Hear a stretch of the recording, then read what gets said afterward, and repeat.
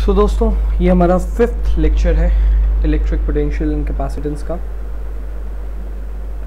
और इस electric potential and capacitance के 5th लेक्चर में हम लोग आज स्टार्ट करेंगे energy stored in a parallel plate capacitor topic के साथ। फाइन, हमारा फर्स्ट टॉपिक होगा इस लेक्चर के लिए कि एक कैपेसिटर में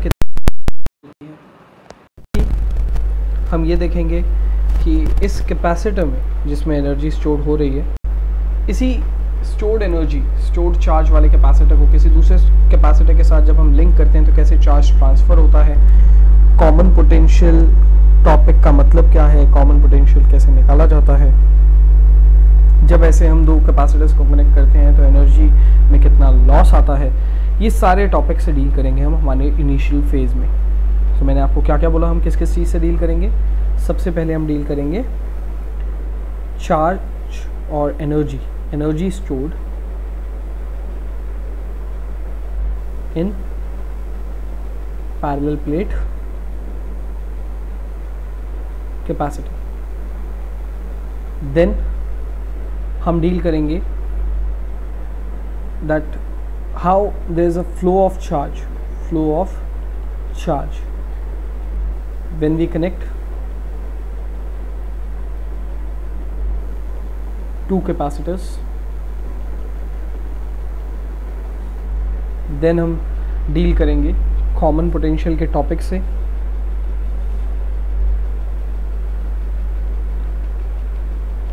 एंड लास्टली हम देखेंगे इस प्रोसेस में एनर्जी लॉस कितना होता है। फाइन, ये सब हमारे मेन टास्क रहेंगे इस लेक्चर के एंड इनके न्यूमेरिकल्स ऑफ कोर्स। एंड एक स्टार मार्कर चीज़ इस लेक्चर में जो हम और डिस्कस करेंगे, हम पोलराइजेशन कॉन्सेप्ट को डिस्कस करेंगे। पोलराइजेशन कॉन्सेप्ट, फाइन, कि कैसे हम किसी कंडक्टर को पोलराइज करते हैं या पोलराइजेशन का कॉन्सेप्ट क्या है। तो चलिए अपने लेक्चर की तरफ बढ़ते हैं और फर्स्ट टॉपिक की तरफ बढ़ते हैं, energy stored in parallel plate capacitor. So दोस्तों, चार्ज कितना स्टोर करवाने के लिए एनर्जी लगती है, like energy stored in a capacitor बोलूँ या किसी भी पर्टिकुलर चार्ज को स्टोर कराने के लिए कितनी एनर्जी लगती है, दोनों ही बातें सेम है। एंड जब हम ऐसी बात करते हैं तो हमें डिस्कशन करना होता है वर्क डन पे। जब भी हम कभी एनर्जी स्टोर की बात करते हैं, आप ध्यान देंगे आपके 11th स्टैंडर्ड से एक चीज़ बड़ी फेमस है, work energy theorem. If you want to know the energy, any kind of change in energy, you need to find out work. Fine, so उस मुद्दे के तहत हम यहाँ पर अगर देखेंगे कि एक कैपेसिटर था, एक कैपेसिटर जिसके दो प्लेट्स पहले अनचार्ज थे एंड देन उसको हमने चार्ज किया विथ स्मॉल चार्ज DQ। तो ऐसा करने के लिए एग्जैक्टली हमें वर्क डन कितना करना पड़ा, ये हम देखते हैं। सबसे पहले बेसिक फॉर्मूला कैपेसिटर का लिखते हैं, C is equals to Q by V। C is equals to Q by V, so V is equals to Q by C। ये बेसिक फॉर्मूला है हमारे पास। V is equals to Q by C, कितना potential difference हमने दिया है किसी capacitor के कैपेसिटेंस पर। अब ये पोटेंशियल डिफरेंस जब आप प्लेट्स पे अप्लाई करते हैं तो स्मॉल चार्ज अगर इसके ऊपर आ जाता है तो वर्क डन आपको कैलकुलेट करना है, right. In order to store small charge DQ, we need to find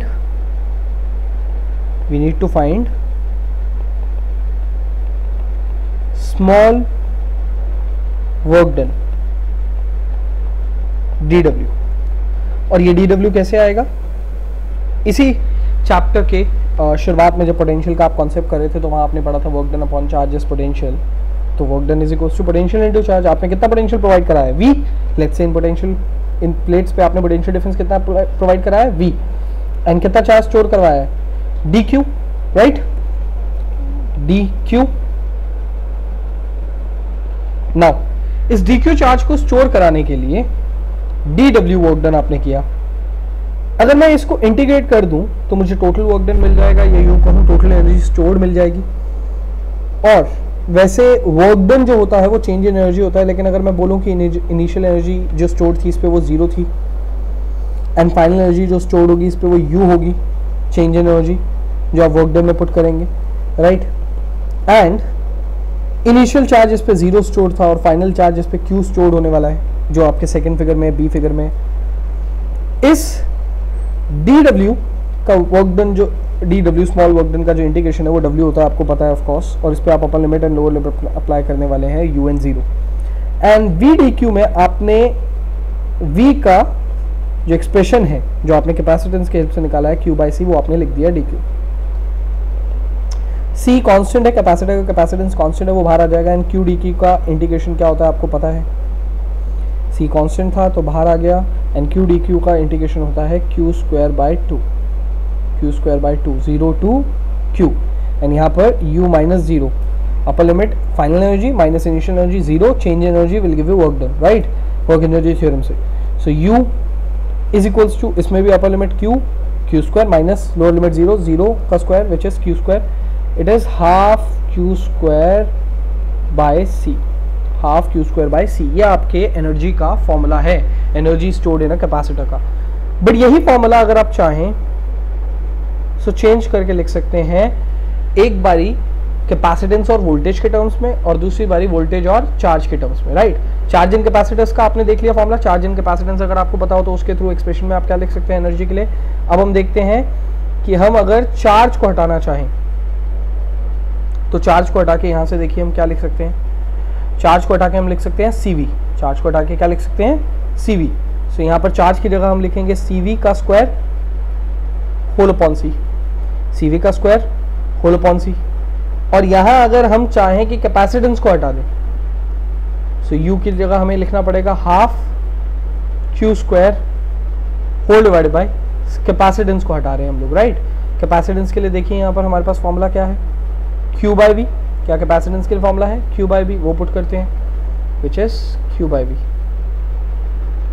सो ये सॉल्व होकर हमारे पास आ जाएगा, C कैंसिल आउट हो जाएगा, सो हाफ CV स्क्वायर आ जाएगा, हाफ CV स्क्वायर, और इसमें Q और Q कैंसिल होगा और ये V ऊपर जाएगा तो ये आ जाएगा half QV, half QV। So energy के हमारे पास एक ही फॉर्मूले से और दो एक्सप्रेशंस निकल आए, दो लोगों के रिलेशन निकल आए, फॉर्मूला एक ही है दोस्तों, चाहे हम ये यूज़ करें, ये यूज़ करें या ये कोई भी आप यूज़ कर लीजिए, फॉर्मूला एक ही है, बस आपने एक बारी Q को चेंज करा, एक बारी C को चेंज कर दिया, Q को चेंज करके आपका CV का रिलेशन आ गया, यहाँ पर आप देख रहे हैं। सो Q को चेंज करके आपका CV का रिलेशन आ गया, एंड C को चेंज करके आपका QV का रिलेशन आ गया। ये तीन रिलेशन जो हमारे को इस एक्सप्रेशन से, इस डेरिवेशन से मिले। अब हमने एनर्जी स्टोर सीख लिया है कि कितना एक कैपेसिटर में एनर्जी स्टोर होता है। आगे बढ़ते हैं और चार्ज के फ्लो को देखते हैं, दो कैपेसिटर्स को कनेक्ट करके चार्ज का फ्लो कैसे आता है। फाइन। सो दोस्तों ये हमारे पास दो कंडक्टर्स थे, इन कंडक्टर्स का, इन कैपेसिटेंस का हमारे पास पहले इनिशियली C1 था कैपेसिटेंस, एंड इनमें चार्ज Q1 स्टोर हो रहा था एट पोटेंशियल V1। इसका कैपेसिटेंस C2 था, देन चार्ज Q2 स्टोर हो रहा था एट पोटेंशियल V2। फाइन, ये पहले की बात थी। बट जैसे ही आप इनको कनेक्ट करेंगे तो चार्ज के पास अब रहने की जगह जो हो गई है, सारे चार्ज के पास रहने की जगह C1 प्लस C2 हो चुकी है, क्योंकि पैरेलली कनेक्ट होते हैं ये, राइट। कोई भी कैपेसिटर्स को अगर आप कनेक्ट करते हैं तो वो पैरेलली कनेक्ट होकर ऐसे चार्ज डिस्ट्रीब्यूशन करते हैं, एंड टोटल चार्ज जिसके पास रहने की जगह C1 प्लस C2 हो चुके हैं उसके पास टोटल चार्ज है Q1 प्लस Q2। तो कॉमन पोटेंशियल कैसे निकलेगा वो देखते हैं हम लोग। कॉमन पोटेंशियल के लिए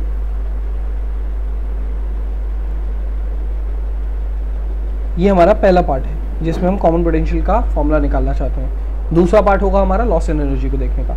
सो कॉमन पोटेंशियल के लिए हमें total charge by total capacitance लिखना होता है। सो टोटल चार्ज हमारा है Q1 plus Q2 after redistribution of the charges in the capacitances. ये दोनों के पोटेंशियल्स चेंज हो जाते हैं, क्योंकि जब चार्ज आप दोनों को कनेक्ट करेंगे तो आपको पता है कि इसके पास अगर Q1 चार्ज होगा, इसके पास अगर Q1 चार्ज होगा और इसके पास अगर Q2 चार्ज होगा, तो रीडिस्ट्रीब्यूशन होने के बाद एवरेज चार्ज दोनों पे Q1 प्लस Q2 बाई 2 हो जाएगा, अगर दोनों के पोटेंशियल सेम होंगे तो, या कैपेसिटेंस सॉरी सेम होंगे तो। बट अगर कैपेसिटेंस सेम नहीं है तो ये चार्ज कुछ तब तक फ्लो करेगा, एग्जैक्टली सेम अमाउंट तो नहीं होगा दोनों में, बट तब तक फ्लो करता रहेगा किसी एक से दूसरे में चार्ज, जब तक दोनों का पोटेंशियल क्या ना हो जाए सेम। अगर आपको मेरा फर्स्ट लेक्चर याद है, जिस लेक्चर में हम इलेक्ट्रिक चार्जेस एंड फील्ड के लेक्चर में, जिसमें हम चार्ज डिस्ट्रीब्यूशन को देख रहे थे कि कैसे दो लोगों को कंडक्ट करके चार्जेस को ट्रांसफ़र किया जाता है, वहाँ पर मैंने आपको बताया था कि मोस्टली क्वेश्चंस में चार्जेस इक्वली हो जाते हैं फाइनली, जिसमें हमने करा था एक ऑब्जेक्ट के पास चार्ज है 4e, दूसरे ऑब्जेक्ट के पास चार्ज है e, फिर आप एक अनचार्ज बॉडी को लाए, आपने पहले a से कनेक्ट करा, फिर b से कनेक्ट करा, फिर बीच में रख दिया, ऐसी स्टेटमेंट्स आप लोग बोलते थे। तो वहाँ पर आपने देखा था कि चार्जेस इक्वली डिस्ट्रीब्यूट होके फिर वो चार्जेस का फ्लो रुक जाता है। लेकिन मैंने आपको सिखाया था ऐसे इस टॉपिक को देखना सही नहीं है। एक्चुअली में इस टॉपिक को ऐसे देखना चाहिए कि जब तक चार्जेस ट्रांसफर होंगे, जब तक कि पोटेंशियल दोनों के सेम ना हो जाए। चीजें फ्लो होती हैं, चीजें ट्रांसफर होती हैं from higher potential to lower potential, higher potential to lower potential flow होते होते जैसे ही दोनों का पोटेंशियल सेम हो जाता है वो फ्लो रुक जाता है। यही है कॉमन पोटेंशियल का logic. Fine. Total charge by total capacitance Q1 plus Q2 by C1 plus C2। Okay, क्या हम Q1 को C1 V1 plus C2 V2 लिख सकते हैं? बिल्कुल लिख सकते हैं, because C is equals to what? C is equals to Q by V, C is equals to Q by V। तो Q1 को हम C1 V1 और Q2 को हम C2 V2 लिख सकते हैं, होल डिवाइडेड में C1 प्लस C2। सो ये आपके पास कॉमन पोटेंशियल का फॉर्मूला आ गया, राइट? Common potential. नाउ अब अगर इस तरीके से चार्ज डिस्ट्रीब्यूट हो जाता है तो एनर्जी में क्या लॉस आएगा, मतलब डिस्ट्रीब्यूट होने से पहले क्या एनर्जी थी और डिस्ट्रीब्यूट होने के बाद क्या एनर्जी है, और उसमें कितना चेंज है, ज़्यादा है कम है।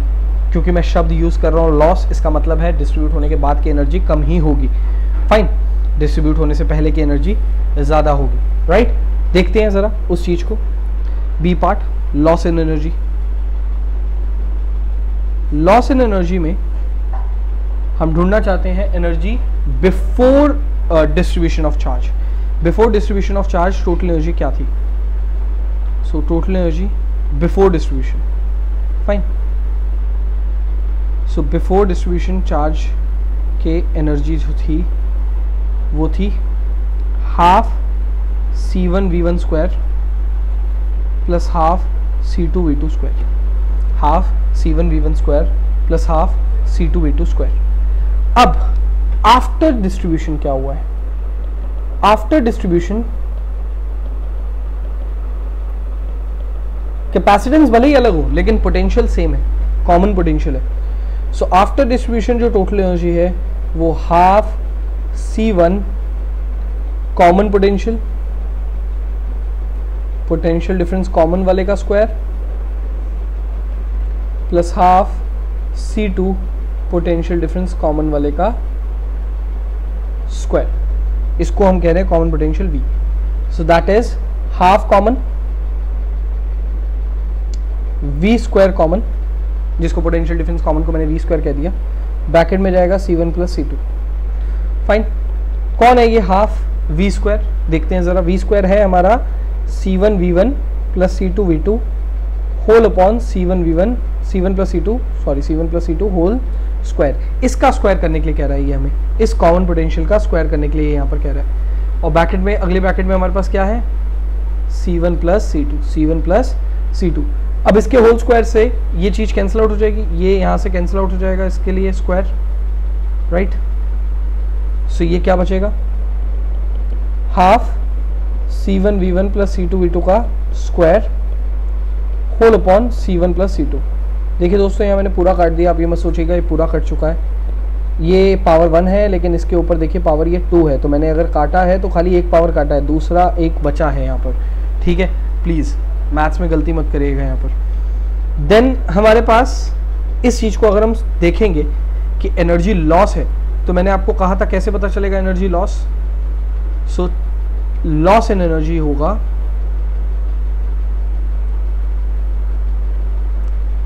टोटल एनर्जी आफ्टर वाले से टोटल एनर्जी बिफोर वाले से, सॉरी बिफोर वाले से माइनस करना पड़ेगा टोटल एनर्जी आफ्टर वाले को। सो टोटल एनर्जी बिफोर वाला था हमारे पास half C1 V1 square plus half C2 V2 square, ये बिफोर वाला था, माइनस आफ्टर वाला एनर्जी क्या है हमारे पास? Half C1 V1 plus C2 V2 का whole square whole upon C1 plus C2। Fine, इसमें एलसीएम ले लेते हैं हम लोग। सबसे पहले एलसीएम हमारे पास आएगा क्या, 2 ब्रैकेट में C1 प्लस C2, 2 ब्रैकेट में C1 plus C2, C1 plus C2 multiply होने जाएगा C1 V1 स्क्वायर से, C2 V2 स्क्वायर से भी मल्टीप्लाई होने जाएगा C1 प्लस C2, और ये माइनस में एज इट इज रह जाएगा C1 V1 plus C2 V2 का होल स्क्वायर। सो हमारे पास जितना अभी आपके पास स्क्रीन पे है इस सबको हटाने वाला हूँ मैं। तो यहाँ तक हम पहुँच चुके हैं, ये याद रखिएगा, इस एक्सप्रेशन तक हम पहुँच चुके हैं लॉस एंड एनर्जी के। अब हमारा काम है इस लॉस एंड एनर्जी के इस एक्सप्रेशन को सॉल्व करना। तो इससे पहले मैं ये सब हटाऊँ, मैं फिर आपको बता रहा हूँ क्या हुआ है। यहाँ पर 2 कैपेसिटर्स थे जिनके पास C1 capacitance and C2 capacitance था। P1 एंड V2 पोटेंशियल पे ये चार्ज स्टोर हो रहा था Q1 and Q2।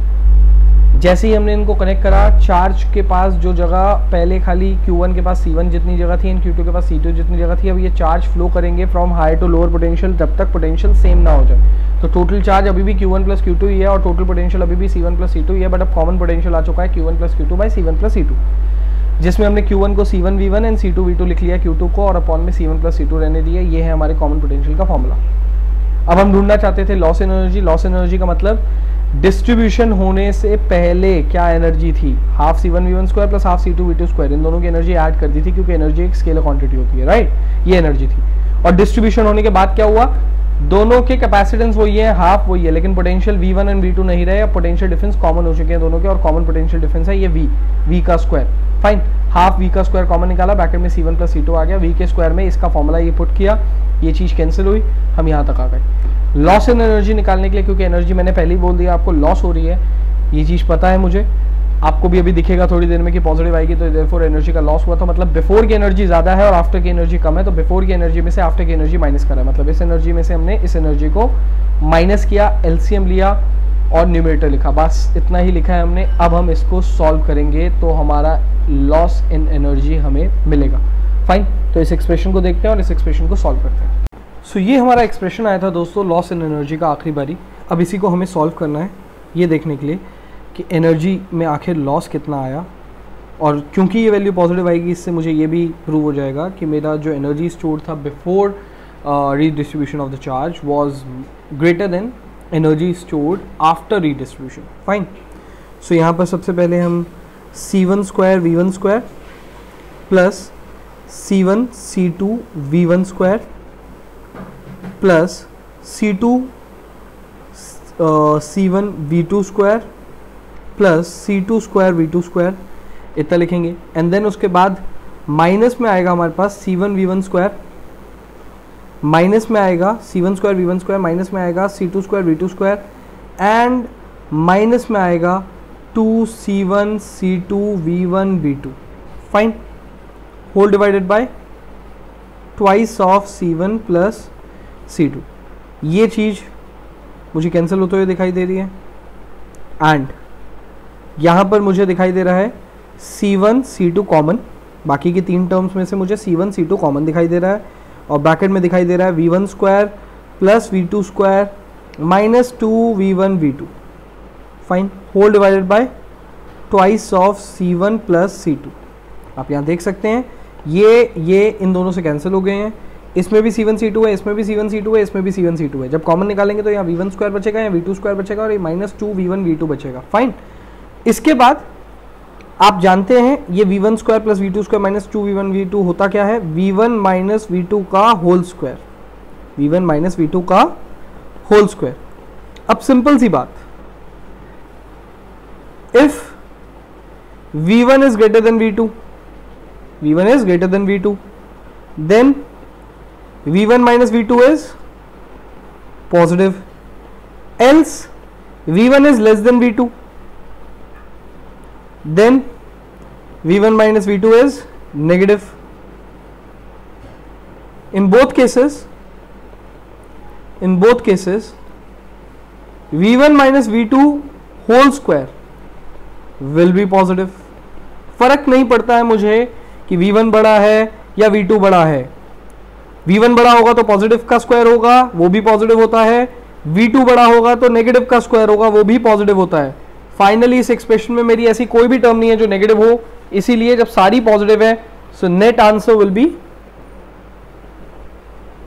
positive. So this is my loss of energy which is positive. That means energy stored before redistribution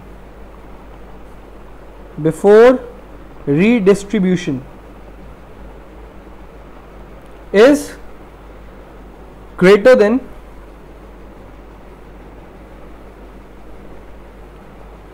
after redistribution.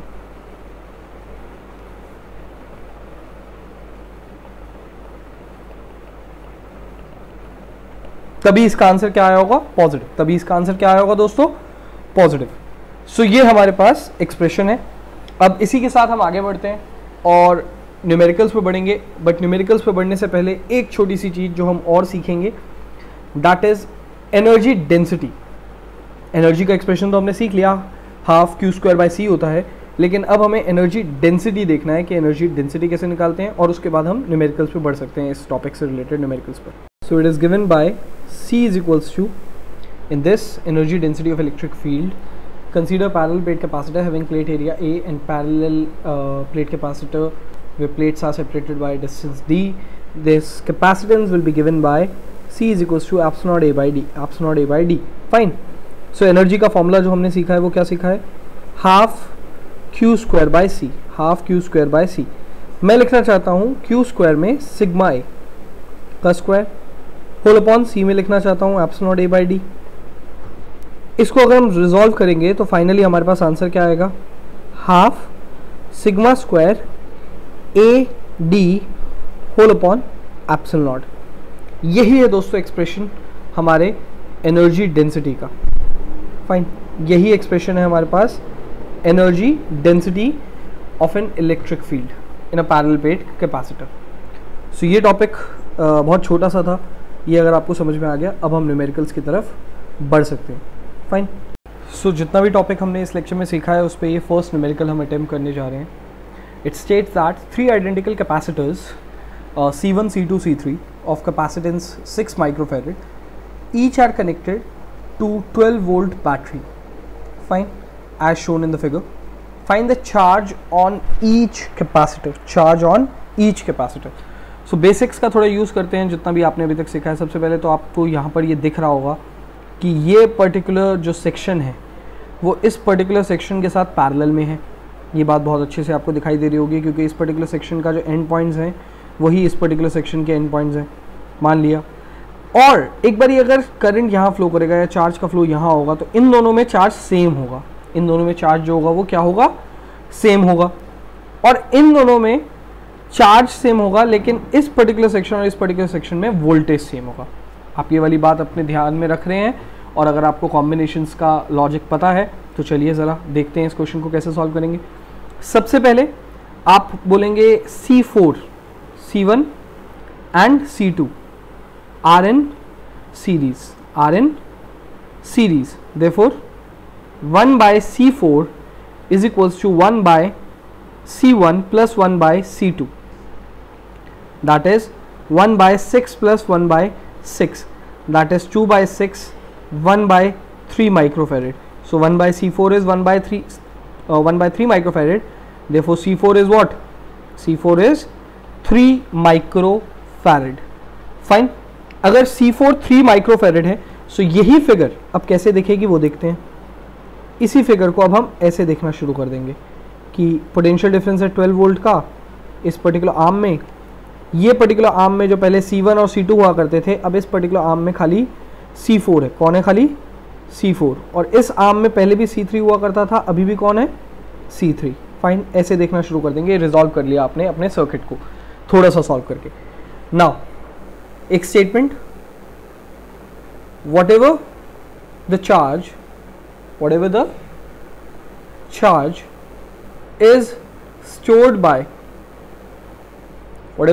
is stored by C4, the same charge will be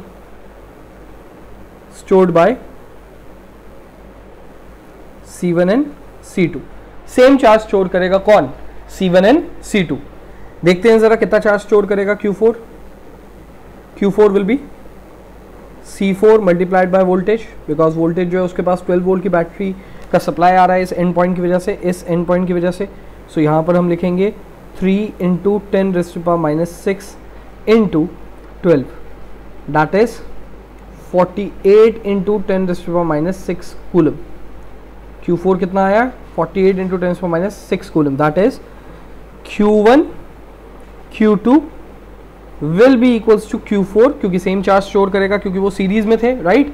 और उन्हीं series का ये net expression है Q4, which is 48 micro coulomb, 48 micro coulomb. And अगर बात करेंगे हम लोग Q3 की, सो Q3 will be C3 × V, which is 6 × 10⁻⁻6 farad × 12, that is 72 × 10⁻⁻6 coulomb, या फिर 72 माइक्रो कूलम।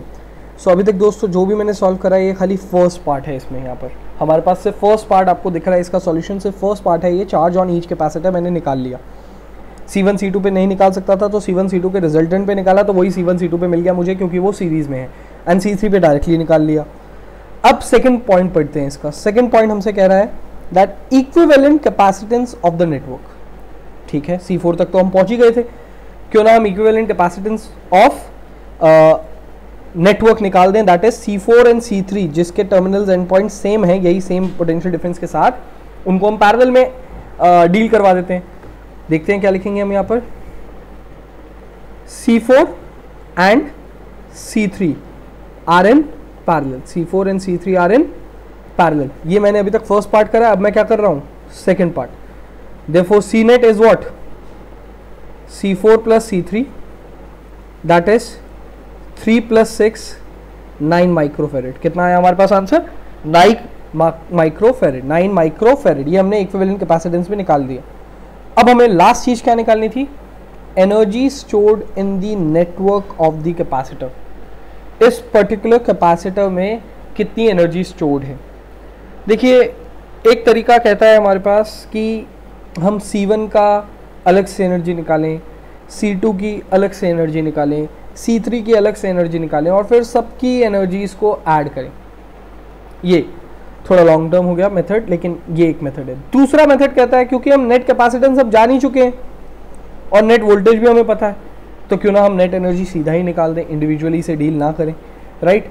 दोनों ही आंसर क्या आएंगे? सेम। दोनों ही आंसर क्या आएंगे? सेम। इंडिविजुअली तीनों की एनर्जी निकाल के ऐड करूं या फिर एक ही सीनेट के थ्रू सीधा एनर्जी निकाल लूं वीनेट के साथ, वो एनर्जी और ये एनर्जी दोनों ही क्या होंगी? सेम। देखते हैं इसे। सो थर्ड पार्ट हमारे पास है, एनर्जी निकालना है हमें। U is equals to half CV², half CNet VNet square. I am saying this, that is half into 9 into 10⁻⁻6 into VNet square, 12 into 12, right? So यहाँ पर इस 2 ने इसको 6 पे काटा, नेट सॉल्व करके हमारा आंसर आएगा 6.48 इंटू 10⁻⁻4, 6.48 इंटू 10⁻⁻4 जूल्स। फाइन। अगर हम और ज़्यादा नॉर्मल नंबर लिखना चाहते हैं विद सम प्रीफिक्स, सो हम लिख सकते हैं 0.648 मिली जूल्स। फाइन, ये मिली में कन्वर्ट हो जाएगा अगर हम एक डेसिमल प्लेस और उधर करते, बट कोई भी आंसर दीजिए आप, वैसे ये आंसर ज़्यादा ठीक है क्योंकि ये SI यूनिट के अंदर है। फाइन, ये सॉल्व करके हमारे पास एनर्जी आ गई। इससे पहले एनर्जी से पहले हमने नेट कैपेसिटेंस निकाल लिया था और नेट कैपेसिटेंस से पहले हमने चार्ज निकाल ली थी इंडिविजुअल सब पे। चलिए अगले क्वेश्चन की तरफ बढ़ते हैं। सो ये क्वेश्चन हमसे कहता है that in a camera flash circuit, a 200 microfarad capacitor is charged by a 1.5 volt cell। यहाँ पर ये कैपेसिटर चार्ज हो रहा है 1.5 वोल्ट के सेल से। When the flash is required, the energy stored in a capacitor is discharged by the mean of trigger। जैसे ही आप ट्रिगर दबाते हैं कैमरा का, तो जो फ्लैश रिक्वायरमेंट होती है फोटो खींचने के लिए, फ्लैश के लिए एनर्जी आती है उसके पास कैपेसिटर से। Now that discharge tube in 0.1 milliseconds, ये 0.1 मिली सेकेंड्स में एनर्जी सारी ले लेता है। Find the energy stored in the capacitor and the power of the flash. Energy भी निकालनी है मुझे और पावर भी निकालनी है। सो सिंपल फॉर्मूला है हमारे पास एनर्जी का। सो एनर्जी हमारे पास आती है हाफ सी वी स्क्वायर से, हाफ सी वी स्क्वायर से, हाफ इंटू सी कितना है 2000 into 10⁻⁻6 into V square, that is 1.5 into 1.5। So आप देख रहे हैं ये जो क्वेश्चन है ये एकदम रियलिस्टिक लाइफ से है, ऐसे ही एग्जैक्टली डिवाइसेस में यूज़ होती हैं ये चीज़ें। सो कई बच्चों को बार बार लगता है कि हम जो पढ़ रहे हैं वो कहाँ इस्तेमाल हो रहा है, कैसे इस्तेमाल हो रहा है। तो ये बेटा न्यूमेरिकल्स होते हैं जिनको सॉल्व करने के दौरान आपका मकसद ना कि सिर्फ एक क्वांटिफाइड स्टडी करके किसी आंसर को बोल के 3 मार्क्स 4 मार्क्स 6 मार्क्स लेना होता है। आपका मकसद इन क्वेश्चंस को पढ़ के, इनको समझ के रियलिस्टिक लाइफ में जो आप पढ़ रहे हैं वो कहाँ और कैसे यूज़ हो रहा है ये भी देखना होता है। तो कोई भी एक DC voltage within no time, अब ये डीसी वोल्टेज क्या होता है, एसी वोल्टेज क्या होता है, विद इन नो टाइम उसको चार्ज कर देगा, ये क्या होता है, ये सारे जो चीज़ें हैं ये और ज़्यादा डेंस में ले जाएंगी आपको। इनके ऊपर सवाल हम करेंगे, लेकिन उसके लिए हमारे को अभी बहुत लंबा सफ़र तय करना है। मे बी जुलाई और अगस्त में हम इसको डील करेंगे। जुलाई अगस्त चैप्टर में हम लोग EMI एंड AC करेंगे, electromagnetic induction and alternating current. वहाँ पर ये DC और AC का और कैपेसिटेंस का और अच्छे से रिलेशन समझेंगे। अभी यहाँ पर समझाना ठीक नहीं है, but within no time मैं कह रहा हूँ ये चार्ज कर देता है ऐसे। जितनी बारी ये ऐसे चार्ज करता है तुरंत आप ट्रिगर दबाते हो, ये ट्रिगर इस सारी एनर्जी को यूज़ करवा देता है उस फ्लैश में। ये रियलिस्टिक लाइफ में ऐसे यूज़ होती हैं चीज़ें। लेकिन एनर्जी कितनी स्टोर होती है निकालना देखिए कितना आसान है। हाफ CV स्क्वायर, C आपको पता था 2000 माइक्रोफेरेड है, आपने पुट किया। V का स्क्वायर 1.5 का स्क्वायर होता है। इसको अब आप सॉल्व करेंगे तो आपके पास आंसर आएगा। So it's 2.25 into 10⁻³ joules. ये तो एनर्जी स्टोर्ड है उसके अंदर। दूसरा क्वेश्चन इन्होंने क्या पूछा है, find the energy stored in the capacitor and power of the flash. कितना पावर है, कितना वर्क डन कितने टाइम में कराते हैं उससे पावर डिसाइड होता है, right. So power is equals to work upon time बोलूँ या एनर्जी अपॉन टाइम बोलूँ, बात क्या है, सेम। क्योंकि इनिशियल एनर्जी अगर 0 है और फाइनल एनर्जी इतनी यूज़ करी है उसने, इनिशियली 0 कर रहा था और फाइनली इतनी यूज़ करी है, तो final minus initial change in energy will give you work done by work energy theorem. So कितनी एनर्जी इसने यूज़ करी है वो है 2.25 into 10⁻³ whole upon in 0.1 milliseconds. What is milli, 10⁻³ fine. ये 10⁻³ 10⁻³ कैंसिल आउट हो जाएंगे एंड देन उसके बाद आप लिख सकते हैं 225 डिवाइडेड बाय 10 विच इज़ 22.5 वाट। कितनी पावर थी उस पर्टिकुलर फ्लैश में, 22.5 वाट। ऐसे एक क्वेश्चन आपने और डील करा है अभी तक जितनी आपने नॉलेज ली उसके ऊपर। चलिए अगले क्वेश्चन की तरफ बढ़ते हैं। धीरे धीरे जैसे जैसे हम क्वेश्चन आगे करते जाएंगे आपको ये कॉन्सेप्ट कि आखिर ये जो हमने सीखा एनर्जी स्टोर्ड का, रीडिस्ट्रीब्यूशन का, कॉमन पोटेंशियल का, इन कॉन्सेप्ट्स को और स्ट्रॉन्ग करते जाएंगे हम लोग जैसे जैसे न्यूमेरिकल्स पे आगे बढ़ते जाएंगे। फाइन, अगले क्वेश्चन की तरफ बढ़ते हैं। सो दोस्तों इस क्वेश्चन में हमारे पास 3 पार्ट हैं। पहला part, a 900 picofarad capacitor is charged by 100 volt battery. How much electrostatic energy is stored by a capacitor? ये आपके लिए फर्स्ट पार्ट जो है वो बहुत आसान है। Simply U is equal to आपको हाफ इंटू CV स्क्वायर करना है, जिसमें हाफ के बाद C की वैल्यू आपको दे रखी है 900 इंटू 10⁻12, दैट इज़ पिकोफेरेड का कन्वर्जन है ये, और V स्क्वायर विच इज़ 100 का स्क्वायर। फाइन, ये आप सॉल्व खुद कर लेंगे आई होप। इसको सॉल्व करने के लिए मैं आप पे छोड़ता हूँ, मैं सेकंड पार्ट पे चलता हूँ अपने। सेकंड क्वेश्चन मेरा ये है एंड थर्ड क्वेश्चन मेरा ये है। इस क्वेश्चन के 3 पार्ट्स से।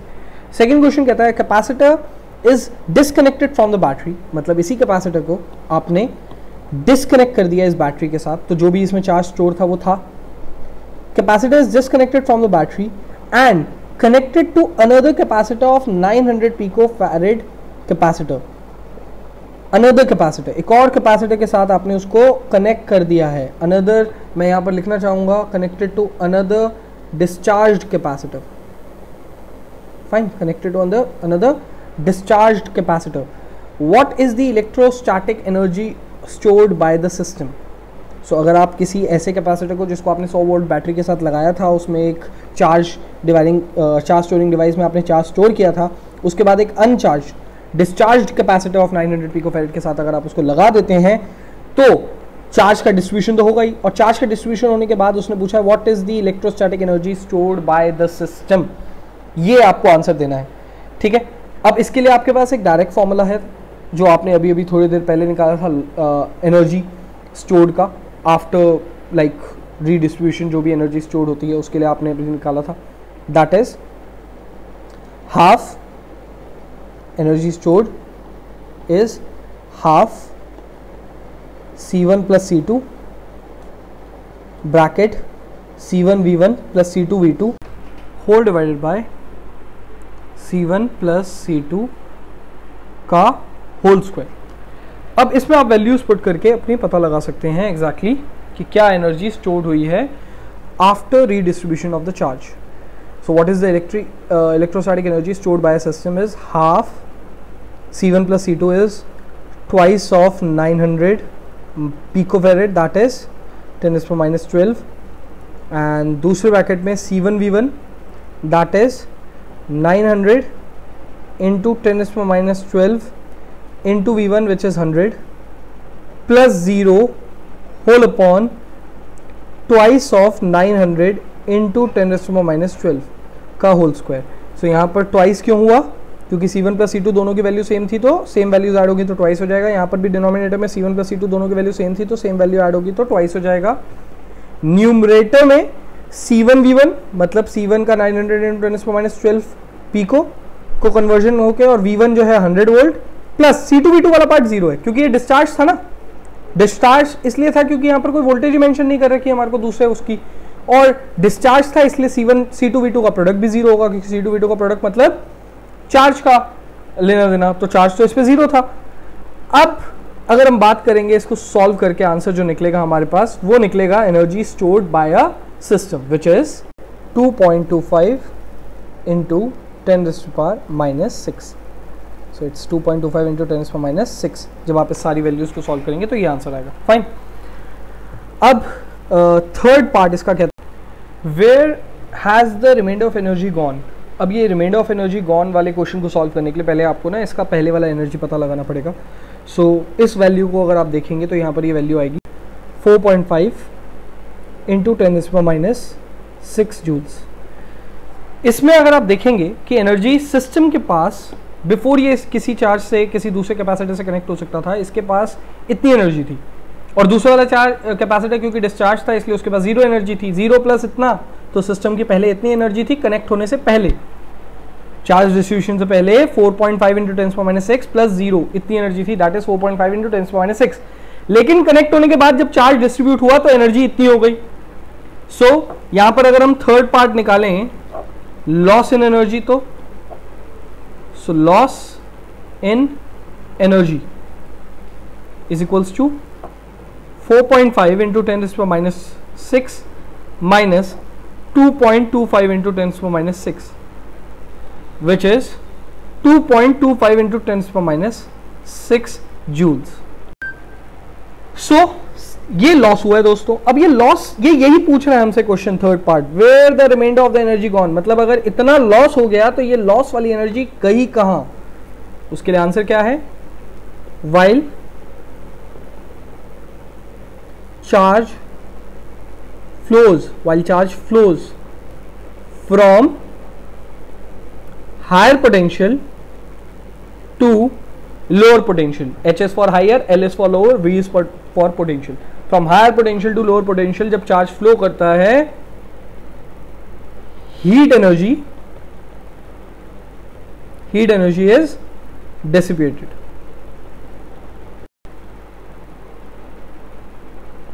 सो हीट एनर्जी की फॉर्म में ये एनर्जी लॉस हो गई। फाइन।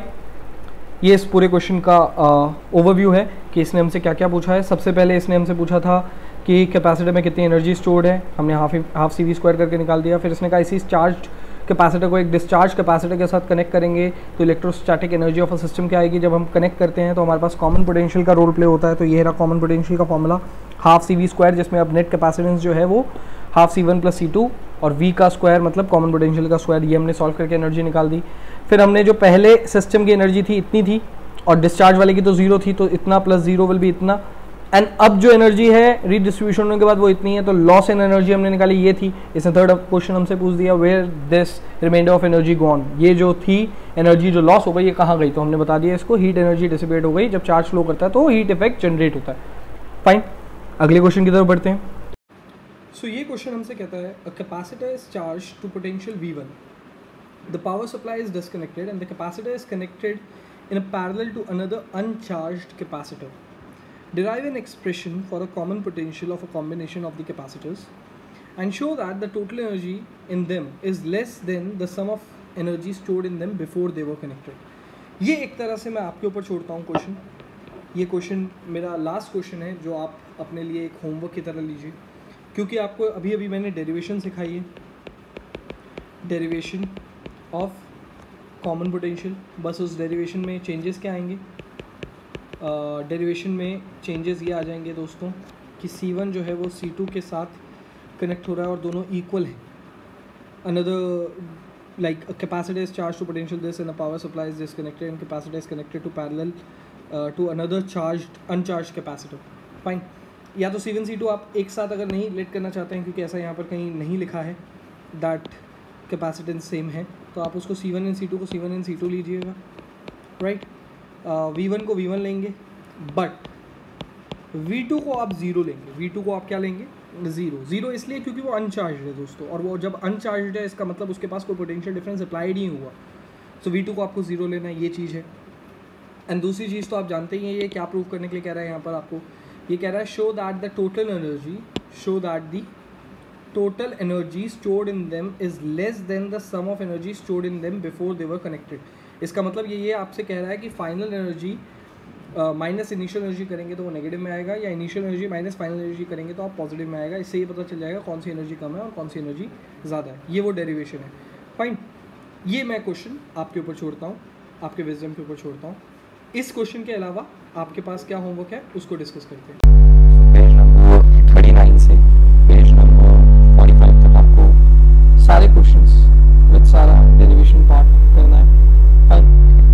एक चीज़ और थी जो मुझे आपसे डिस्कस करनी थी इस क्लास में, पोलराइजेशन के ऊपर, डाइलेक्ट्रिक्स के ऊपर. क्योंकि कैपेसिटर के अंदर कुछ ऐसी चीज़ें रह गई हैं, एक या दो चीज़ें ऐसी रह गई हैं जो हमारी स्टार्ट में, जो कि होपफुली नेक्स्ट क्लास तक खत्म हो जाएंगी.